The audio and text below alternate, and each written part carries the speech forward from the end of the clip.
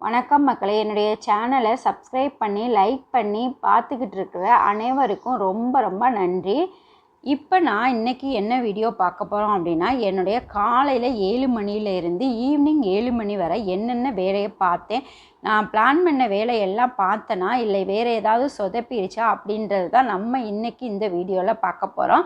நான் 7 மணிக்கு தான் வீடியோ எடுக்க ஆரம்பித்தேன். அதுக்கு முன்னாடியே சில ஒர்க்கெல்லாம் நான் முடித்து வச்சுருந்தேன். ரைஸ் வச்சுட்டு தட்டைப்பயிறு போட்டு புளிக்குழம்பும் ரெடி பண்ணிட்டேன் கிட்ஸுக்கு. அதுக்கப்புறம் இப்போ கீரை கூட்டு ரெடி பண்ணிக்கிட்டு இருக்கேன். கீரை கூட்டையும் தாளிச்சிட்டு அப்படின்னா லஞ்ச் வேலை கம்ப்ளீட்டாக எனக்கு முடிஞ்சிடும்.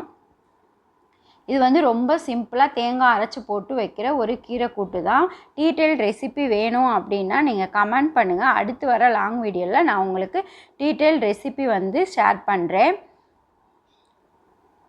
காலையில் லஞ்ச் வேலை எல்லாத்தையும் முடிச்சுட்டு அதுக்கப்புறம் கிட்ஸுக்குரிய லஞ்சு பேக் எல்லாத்தையும் பேக் பண்ணி அனுப்பிட்டு நம்மளும் நம்ம வயிற்றுக்கு சாப்பாடை போட்டுட்டு நெக்ஸ்ட்டு வேலையை ஸ்டார்ட் பண்ணுவோம் அப்படின்னு சொல்லிட்டு பூண்டு சட்னியும் 2 தோசையும் சுட்டு நானும் சாப்பிட்டு முடிச்சிட்டேன். சாப்பிட்டு முடிச்சுட்டு ஏற்கனவே நான் துணியை துவைச்சி காய வைக்கிறதுக்காண்டி கூடையில் எடுத்து வச்சுருந்தேன். சாப்பிட்டு முடித்தோன்னா அடுத்து போய் அந்த துணி எல்லாத்தையும் காய வச்சிட்டேன்.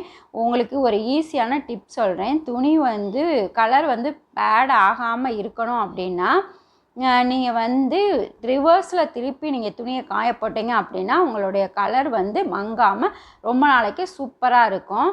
அதுக்கப்புறம் பாய் பட்டு எல்லாத்தையும் நல்லா க்ளீன் பண்ணி காய வச்சுட்டு கீழே இறங்கி வரும்போதே ஒரு 11:30 ஆயிடுச்சு. ஒரு 1 ஹவர் ரெஸ்ட் எடுத்துகிட்டு ஒரு 12:30க்கு மேலே லஞ்செல்லாம் முடிச்சுட்டு அதுக்கப்புறம் நான் கிச்சன் க்ளீன் பண்ண வந்தேன். கிச்சன் நான் வீக்லி ஒன்ஸ் இந்த மாதிரி நல்லா டீப் க்ளீன் பண்ணிடுவேன்.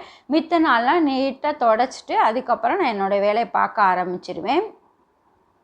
இந்த மாதிரி நல்லா டீப் க்ளீன் பண்ணிவிட்டு கிடந்த பாத்திரம் எல்லாத்தையும் க்ளீனாக கழுவிட்டு அடுத்த வேலை இருக்குல்ல, அதனால் இந்த வேலையை கம்ப்ளீட்டாக சூப்பராக முடிச்சுட்டு கிச்சனையும் சூப்பராக அரேஞ்ச் பண்ணி வச்சுட்டு அடுத்து கூட்டிட்டு வீடை மாப் போடணும். அதுக்கு தான் ஃபஸ்ட்டு கூட்டிட்டு அதுக்கப்புறம் வீடை மாப் போட்டுட்ருக்கேன்.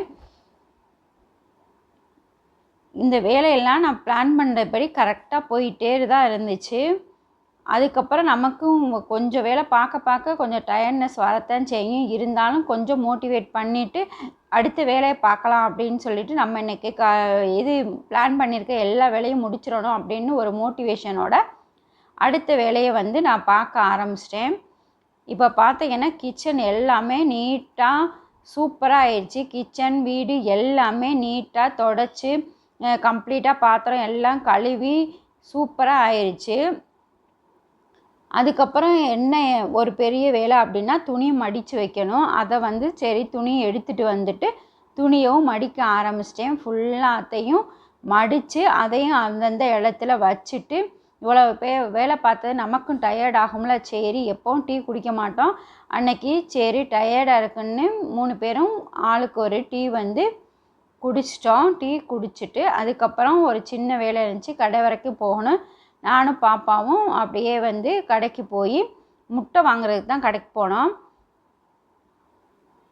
பாப்பாவும் நானும் கடைக்கு பாப்பா சைக்கிளில் வந்தால் நான் நடந்து போனேன். அப்படியே கொஞ்சம் ரிலாக்ஸாக அப்படியே வெளியில் போயிட்டு முட்டை வாங்கிட்டு வீட்டுக்கு வந்துட்டோம். நாங்கள்